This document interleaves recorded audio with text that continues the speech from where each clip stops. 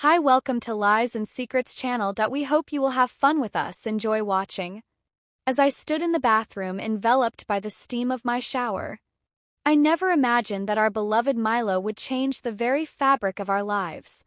His sudden, violent entrance shattered the peace of our home, leaving me in a state of shock and confusion. Now, as I sit here, a pen poised over paper, I grapple with the weight of a secret so heavy it threatens to crush the love and trust that once defined my marriage. But how can I tell Arthur? How can I explain the unexplainable? The truth, like a storm, is brewing, and soon it will unleash its fury, altering everything in its path. What will become of us when the silence breaks? It was a warm summer evening in 1965, the kind where the sun sets with a Labrador hue, painting the sky in shades of orange and pink. My husband Arthur was out at his weekly poker game with the guys, leaving me alone with our beloved beautiful dog, Milo. Milo was a majestic Labrador retriever, loyal and protective, the kind of companion every family dreams of having. I was in the bathroom, the steam from the hot shower fogging up the mirror when Milo suddenly burst in. His usual playful demeanor was replaced by something else, something wild and unrecognizable. Before I could react, Milo did something that would forever alter the course of my life. In that moment, my world turned upside down. Milo, our trusted family pet, acted in a way that was not only shocking but deeply traumatic. I was pinned, unable to move as Milo's behavior escalated into something so unspeakable, so against the natural order of our relationship that it left me feeling violated in the most profound way. The aftermath was a blur of confusion and guilt. I couldn't bring myself to tell Arthur. How could I explain that our beautiful dog, our Milo, had done something so wrong? The shame was overwhelming, and the fear of being judged or not believed kept my lips sealed. Days turned into weeks, and the secret festered inside me like a dark, growing shadow. I started to avoid Milo, my once beloved friend, now a constant reminder of that horrifying night. My relationship with Arthur began to change too. The intimacy we shared was tainted by my silent burden, and I found myself pulling away, unable to look him in the eye without the weight of my secret pressing down on me. One evening, as I sat alone in our living room, the silence was broken by the sound of Milo's collar jangling in the distance. My heart raced and a cold sweat broke out on my forehead. What was I to do? How could I continue living this lie? This betrayal not just of Arthur but of myself. As the days passed, I noticed subtle changes in Arthur. Was he suspecting something? Did he sense the shift in our home's atmosphere? His eyes, once filled with love and trust, now occasionally held a flicker of doubt or confusion. And then there was the matter of my own sanity. Was I going mad? The incident with Milo replayed in my mind, each time more vivid, more real. I began to question everything: my fidelity, my sanity, my very identity as a wife and a woman. Tension in our house grew palpable, like a storm brewing just over the horizon. I knew I had to confront this, to speak the unspeakable. But every time I tried, the words caught in my throat. Now, as I sit here penning this down, I wonder about the future. What will happen when the truth comes out? Will Arthur understand? Will he ever look at me the same way again? And Milo, our Milo? What does this mean for him? The clock ticks, the shadows lengthen, and I am left with a choice: to speak or to remain silent. But one thing is certain: the truth, like a storm, cannot be held back forever. I found myself increasingly isolated, not just from Arthur but from the world outside our home. The vibrant social life we once shared dwindled as I withdrew into myself, haunted by the unspeakable act that Milo had committed. My days were filled with mundane tasks, each one a distraction from the turmoil. Within one afternoon, while I was hanging laundry in the backyard, I noticed Mrs. Henderson, our neighbor, watching me with a curious gaze. Her eyes seemed to probe, as if trying to uncover the secrets I kept so closely guarded. I waved, forcing a smile, but her look lingered, unsettling me. The next day, Arthur came home earlier than usual. His poker game had ended abruptly due to some dispute among the players. He found me in the kitchen, staring blankly at the wall, a half-made sandwich in front of me. "Everything okay, honey?" he asked, his voice tinged with concern. I nodded, but my heart wasn't in it, just tired. I managed to say, turning away to avoid his gaze. Arthur. Ever the attentive husband didn't push further, but I could feel his eyes on me, searching for an explanation for my changed demeanor. He started spending more time at home, perhaps sensing something was amiss, or maybe just trying to bridge the growing gap between us. Our evenings, once filled with laughter and shared stories, now stretched into long, silent hours. I'd often catch Arthur looking at me with a mix of worry and confusion. He'd tried to initiate conversation, but my responses were short, my mind elsewhere, replaying the incident with Milo, questioning my own culpability in the silence. One evening, as we sat on the porch, the air thick with the scent of Lucia, Arthur took my hand. "You've been distant, love. Is there something you want to tell me?" His voice was gentle, but it felt like a noose tightening around my neck. I pulled my hand away, the words I wanted to say stuck in my throat like a bitter pill. "It's nothing, Arthur, just life." I guess I lied, hating myself for it. Tension was palpable, and Milo, sensing the shift, lay at our feet, his head on his paws, his eyes watching us. His presence, once comforting, now felt like a constant accusation. The next morning, I decided to take Milo for a walk, hoping the fresh air might clear my mind. As we walked through the park, I noticed a couple with a beautiful dog similar to Milo. They were laughing carefree, their beautiful dog frolicking around them. A pang of envy hit me, how simple life seemed for them. Milo, however, was unusually subdued. His tail didn't wag with its usual vigor, and he kept close to me, almost as if he too was carrying the weight of our shared secret. Back at home, I found a letter from my sister inviting us for a weekend getaway. The idea of escaping, even for a short while, was tempting, but the thought of being around people, of having to pretend everything was fine, made me hesitate. Arthur, however, was enthusiastic. "It'll be good for us, a change of scenery," he said, his eyes hopeful. I agreed, but inside I was terrified. What if the truth came out there, away from the safety of our home? What if Milo in a new environment acted out again? As we packed, I watched Milo. His usual excitement for car rides was absent. He seemed to sense the storm brewing just as I did. The drive to my sister's was quiet, the radio playing softly in the background. Arthur tried to engage me in conversation, but my answers were monosyllabic. My mind was racing, imagining scenarios where the truth would surface, where I'd have to confront the reality of what happened. Arriving at my sister's, the atmosphere was light, filled with the laughter of her children and the warmth of family. But as we settled in, I couldn't shake the feeling of impending doom. That night, as I lay in bed next to Arthur, his arm around me, I felt more alone than ever. The darkness seemed to amplify the silence between us. I knew I had to speak, to break this cycle of silence. But fear held me back. The next day, while Arthur was out with my brother-in-law, I found myself alone with my sister. She noticed my unease, her eyes kind and probing. "You seem troubled. What's on your mind?" she asked, her voice a gentle invitation to unburden. I opened my mouth, the words on the tip of my tongue. But then Milo's spark echoed from outside, a stark reminder of the secret I held, and just like that, the moment passed. But the seed of confession had been planted, and I knew sooner or later it would grow into something I could no longer ignore. The weekend continued, each moment a ticking clock towards an inevitable confrontation, and as we prepared to leave, I realized that the truth, like a storm, was indeed brewing, ready to break at any moment.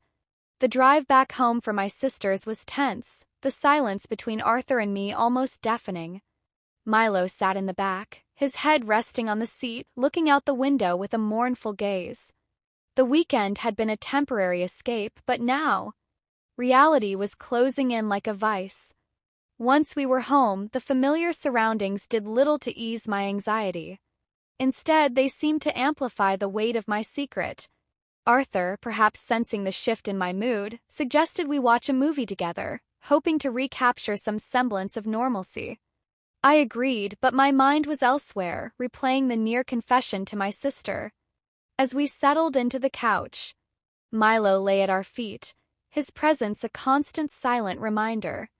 The movie played, but I barely registered the plot, my thoughts consumed by the looming decision to reveal the truth or continue in silence. Suddenly the phone rang. Slicing through the tension, Arthur answered, his voice lightning as he spoke. "Oh hey, John. Yeah, we're back. Sure, come over for a drink." John, one of Arthur's poker buddies, was on his way. My heart sank. The last thing I wanted was company, but I knew Arthur needed the distraction. When John arrived, his boisterous energy filled the room, a stark contrast to the heavy atmosphere that had settled over our home.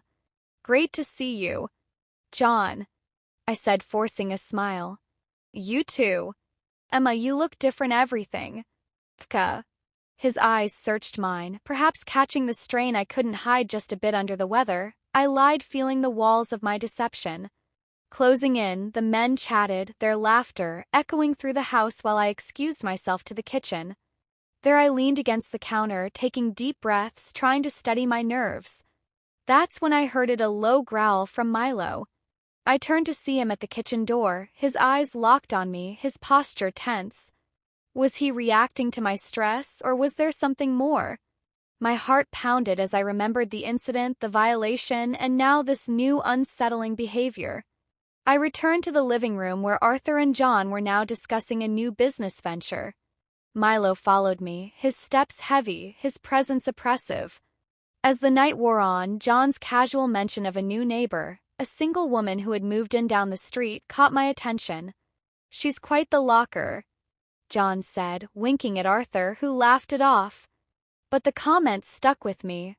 A new neighbor, unattached, living so close. Was this another test for our already strained marriage? My mind raced with possibilities, fears, and suspicions. After John left, Arthur and I cleaned up. He seemed lighter, the visit having lifted his spirits. But for me, the night had only deepened my turmoil. As we prepared for bed, Arthur reached for me, his touch gentle, seeking connection. I stiffened the thought of intimacy. Now laced with guilt and fear, I'm not feeling well. "Arthur." "Maybe Johnaro," I whispered, turning away in the darkness. His sigh was heavy with disappointment. "All right, love, get some rest." The next morning I woke up with a resolve. I couldn't let this continue. The truth needed to come out, not just for my sake, but for Mark's, for our marriage. But how the fear of his reaction of losing him was paralyzing. I decided to take Milo for a walk, needing space to think. As we walked, I noticed the new neighbor, a woman with striking features, tending to her garden. She waved, and I waved back, a polite smile plastered on my face. Milo, however, reacted differently. He pulled towards her, his tail wagging furiously, a stark contrast to his behavior with me. She laughed, calling out, "He's friendly, isn't he?" I nodded, my heart sinking. Milo's reaction felt like a betrayal, another layer to the complex web of emotions I was entangled in back home. I found Arthur in his study, his face illuminated by the glow of his desk lamp. He was reviewing some documents, but his eyes lifted when I entered, a question in them. "Arthur, we need to talk," I said, my voice barely above a whisper. He put down his pen, his expression turning serious. "What's wrong?" "Emma," the words were there ready to spill out. But then Milo's spark echoed from outside, a reminder of the chaos, the violation, the secret. My courage faltered. "It's about Milo." I started, my voice trembling. "He's been acting strange, and I'm worried." Arthur's brow furrowed. Strange how I hesitated, the truth on the tip of my tongue. But instead I said, "He's been aggressive, not like himself." Arthur stood, concern etching his features. "We should take him to the vet, maybe something's wrong." The opportunity to confess was slipping away, replaced by a different kind of confrontation. As we prepared to take Milo to the vet, I realized that this was just the beginning. The storm was brewing, and soon it would unleash its fury, changing everything in its path. And as we drove to the vet with Milo in the back, his eyes meeting mine in the rear-viewed mirror, I knew that the truth was not just about Milo. It was about me, about us, and the fragile trust that was about to be tested in ways I could never have imagined. The air was thick, with the scent of antiseptic and the soft murmurs of worried pet owners. Milo sat on the examination table. His ears perked up, looking around with an alertness that belied the tension at home. The vet, Dr. William, a kind-faced woman with a gentle demeanor, approached us with a clipboard in hand. "Hello, Emma, Arthur.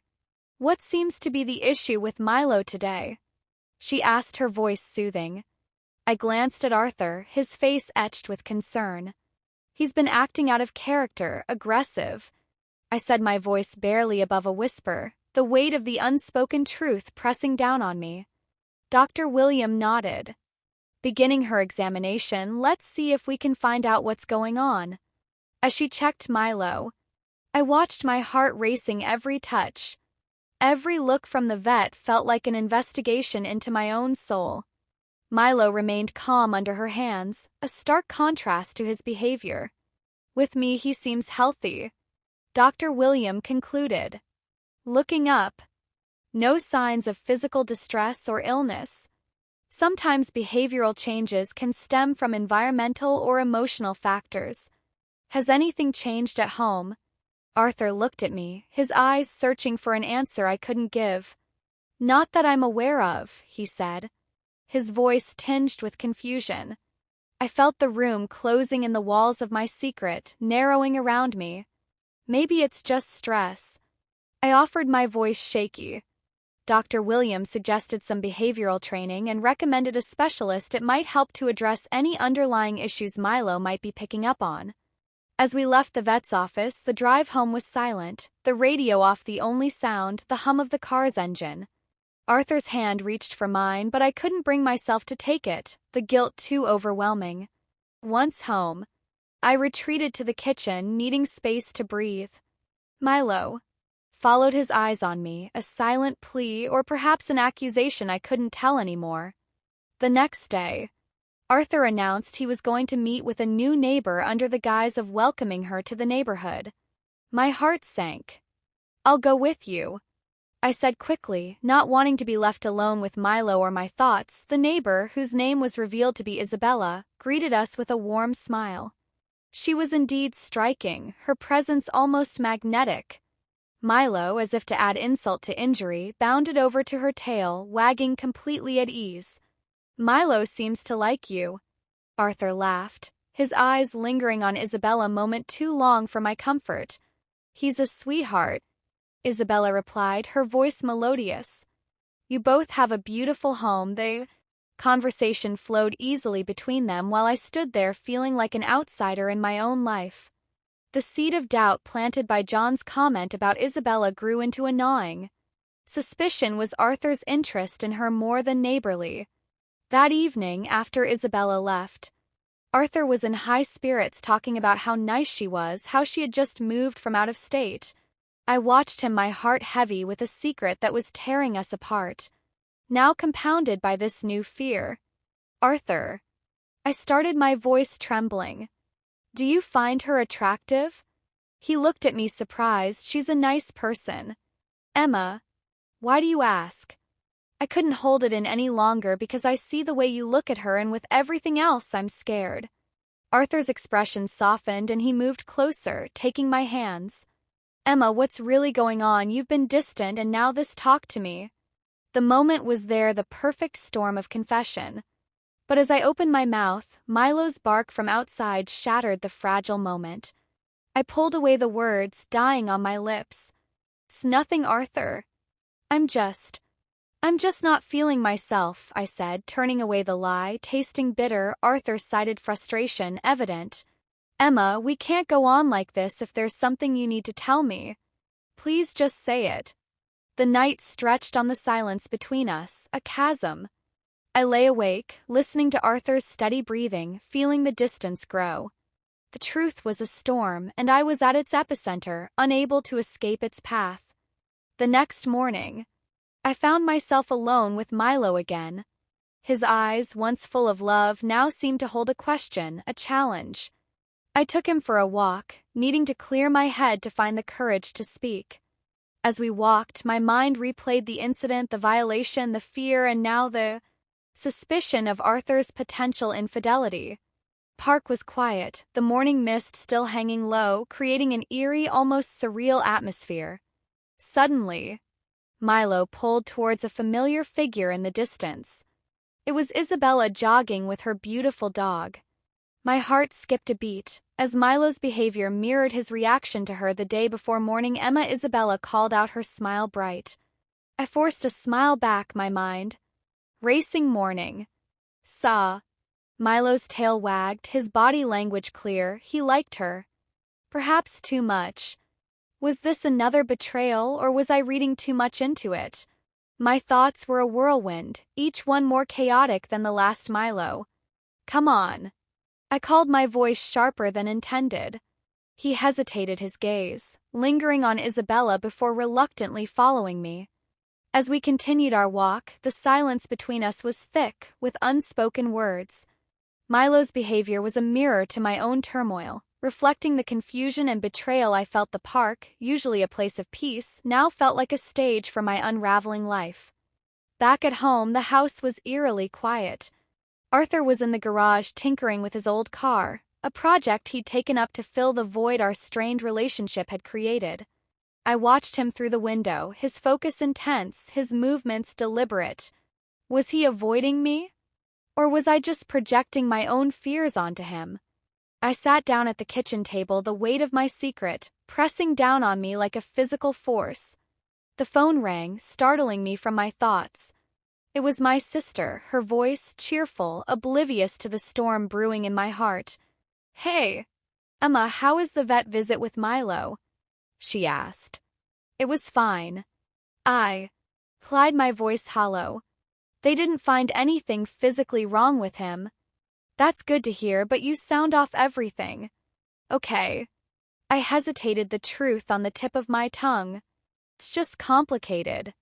I managed, my voice breaking. Slightly complicated? How you can talk to me, I took a deep breath, the words forming, ready to spill out. Milo, he did something I can't even begin to explain. And now with Arthur, there's this new neighbor, Isabella, and I'm just. The line went silent for a moment. Emma, you need to tell Arthur secrets like these. They eat away at you, at everything. I know, I whispered, the fear of Arthur's reaction paralyzing me. Listen, why don't you come over for dinner tonight? Just you and Arthur. Maybe a change of scenery will help. I agreed, the thought of facing Arthur in a different environment both terrifying and necessary. As I hung up, I felt a resolve hardening within me. Tonight, I would tell him I had to. The evening was upon us sooner than I anticipated.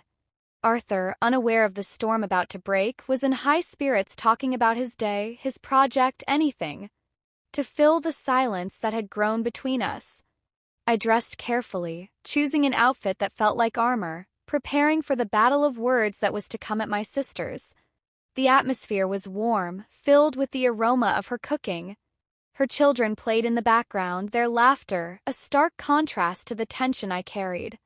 Arthur was his usual charming self, engaging with my sister and her husband. While I sat there, my mind racing, my heart pounding. Dinner was served, and as we ate, the conversation flowed around me. I watched Arthur, his face lit by the soft glow of the candles, his smile genuine. How would that smile change when he knew? As the meal concluded, my sister suggested we move to the living room for coffee. It was then, in the quiet after dinner, with the soft music playing in the background, that I knew it was time. Arthur, I started, my voice trembling.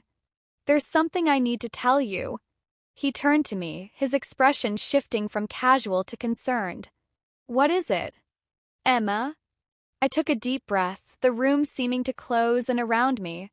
It's about Milo and me. My voice was barely above a whisper, but in the silence it carried the weight of a confession. Arthur's eyes searched mine, confusion and a hint of fear flickering in them. What about Milo? He did something to me. Arthur, something that I can't even say it out loud. My words were a jumbled mess, but the implication was clear. Arthur's face went pale, his fork clattering against his plate. What are you saying? Emma?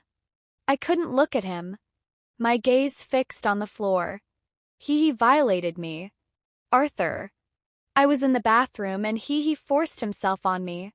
The room fell into a stunned silence.